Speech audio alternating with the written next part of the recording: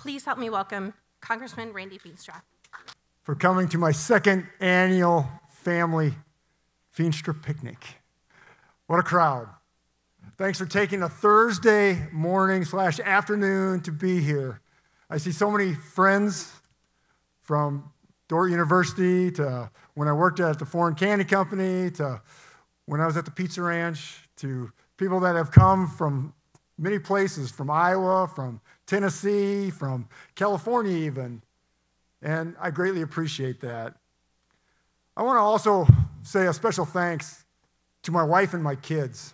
This just doesn't happen. They have been with me through my journey, and I'd like to have them stand. So that's my son Dawson, Erica, Savannah, and my wife Lynette. And my other son is taking an exam today at DMU, Des Moines University Orthopedics, so he could not be here. I thought, come to my picnic or an exam? Come on, kid, you got to come. But no, it's good. I also want to say thanks to my parents who are my guiding light in my faith and stuff. They're here, Lee and Eleanor Feenstra. And then and my in-laws, Lauren and Sandy Dieger, and they're the ones that actually taught my kids how to work. So they own a wonderful farm out here 9 miles away, and that's where my kids spend all their time. I want to give a special thanks to someone that's been very special to me over the years. Governor Reynolds and I started as county treasurers together, and we got to know each other then. I saw that she was a leader back at the county treasurer days. And then we decided to come into the Iowa Senate together. We ran at the same time, and we got elected at the same time. We had seats near each other in the Senate. And at that point, I realized that something was different about her, that she was a true, authentic person that could lead. And now I look at what our state has come from where we started, all right? We started in the minority. There was only 18 of us senators in the Iowa Senate at that time, and now we have 32, we're probably going to have 35, but how we've dramatically changed this great state and made it Republican. So if you could stand up and give our wonderful governor a warm set of applause, I'd truly appreciate that.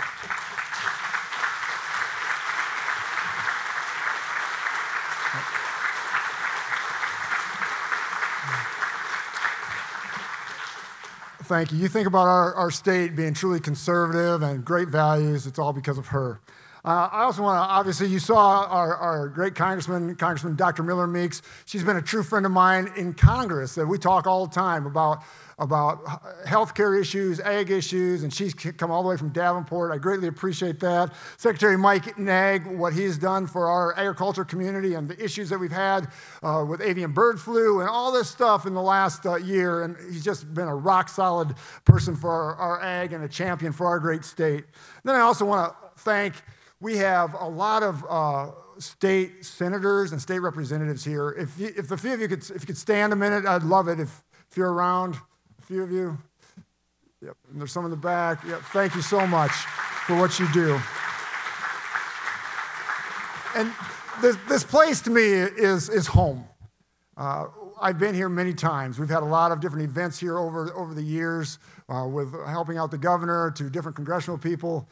But it's all because of the hospitality of Jim and Marilyn Dean that put this on, and they're always so kind and always say, Randy, whatever we can do to help. And they're the ones that hosted this event, and if we could just give them a special applause, I so greatly appreciate what they do.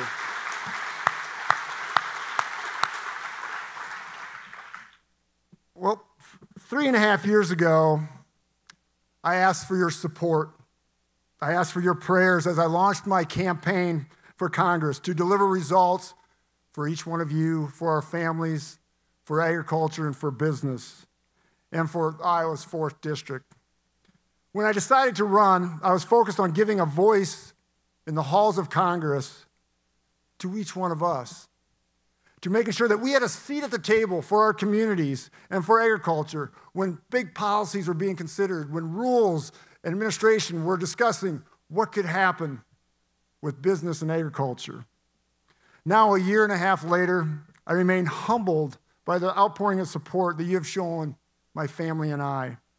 I am proud to say that between us collectively, we have achieved so much in the last year and a half. With your help, your prayers, this kid from Hull, Iowa, made his way to the U.S. Congress, to the U.S. House of Representatives, and I take that responsibility very seriously, and I cherish every day I'm there, so thank you.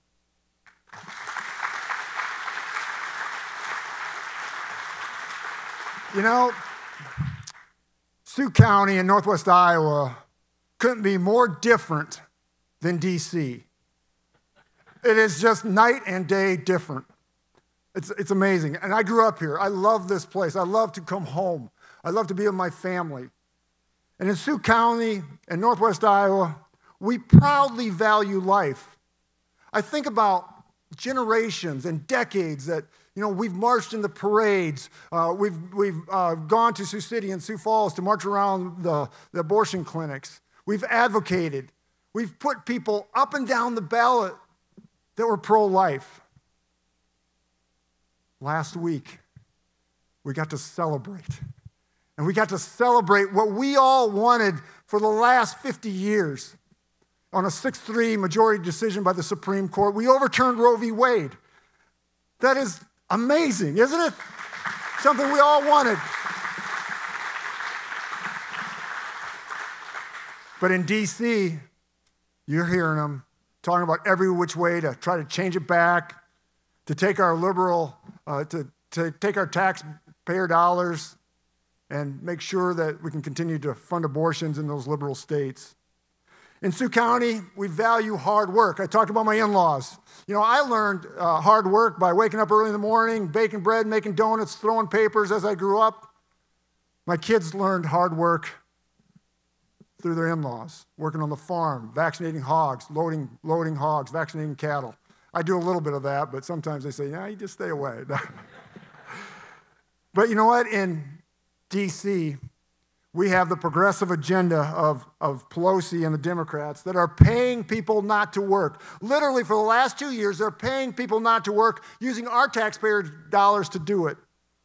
In Sioux County, we value fiscal responsibility. We value living within our means.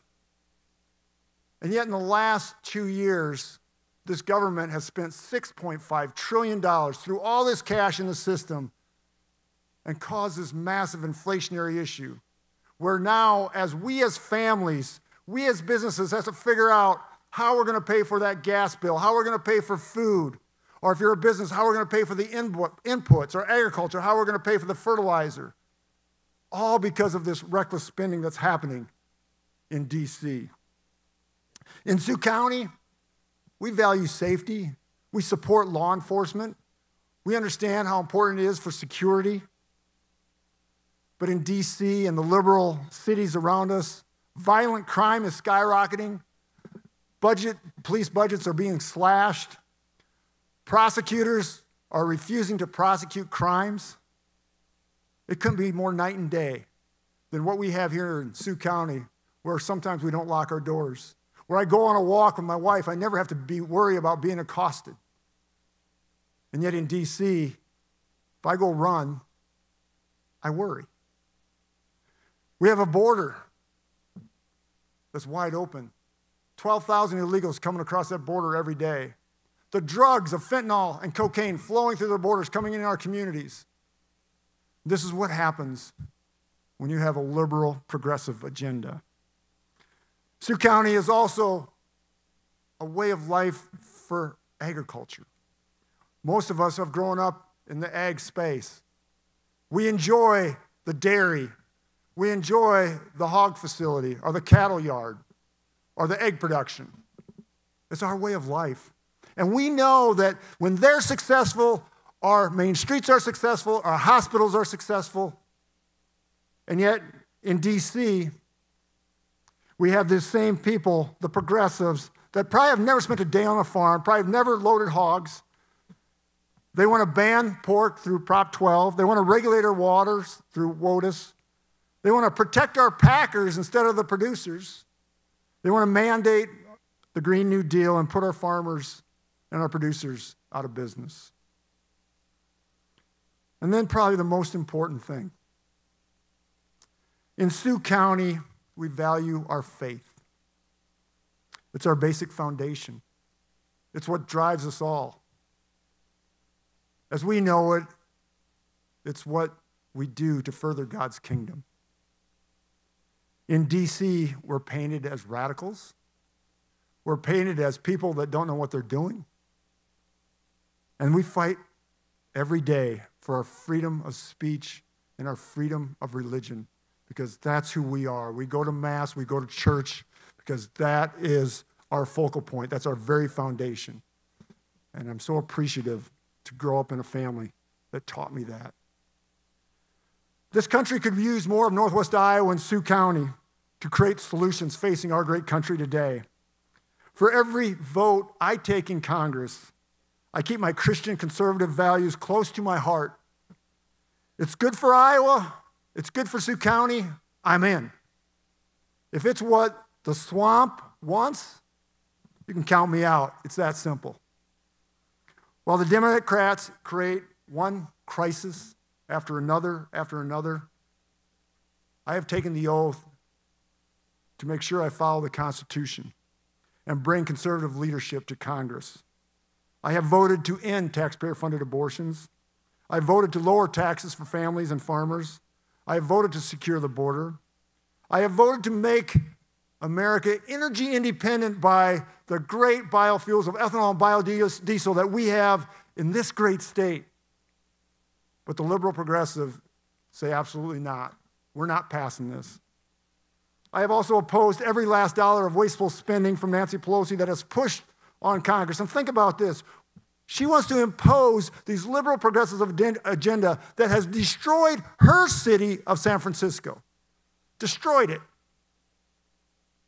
And she wants these same progressive agenda items to destroy Iowa, our 4th district in Sioux County. And I'll say this, not on my watch. It's not going to happen. In Iowa, we put our faith in God first. We stand for life. We respect the flag. We support our troops and law enforcement. And we stand for our Constitution, the God-given rights that it has in it. That makes Iowa the best place to live, work, and raise a family. Nancy Pelosi and the liberals, they'll never take that away from us. I will not allow that. I can promise you this, as we move into November, we're going to win. And we're going to win big as Republicans. We're going to win big in Congress. We're going to win big in the Senate. But we have to learn something from 2016. 2016, we had the same thing. We won big, but we didn't have a plan. Well, this past spring and summer, we've been working on day one, when we take over January 1st, that we have a plan, that we will make a difference, that we will make sure that our conservative agenda gets passed to make this country prosperous again, and that we can be respected on the world stage. Yes. We're going to protect life. We're going to secure the border. We're going to fight inflation and wasteful spending that has plagued the Democrat-controlled Congress. We're going to cut taxes, create jobs, and we are going to make sure that we become energy independent by using ethanol and biodiesel. Finally, despite our many challenges at home, we still live in the greatest country in the world. And let's never, ever forget this. Let's never forget the 1.5 million soldiers that have died for this great nation. And what we have today, the flag, and what it espouses to.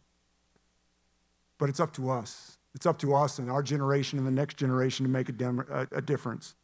Because we got a decision we have to make. We can choose. We're at a crossroads today.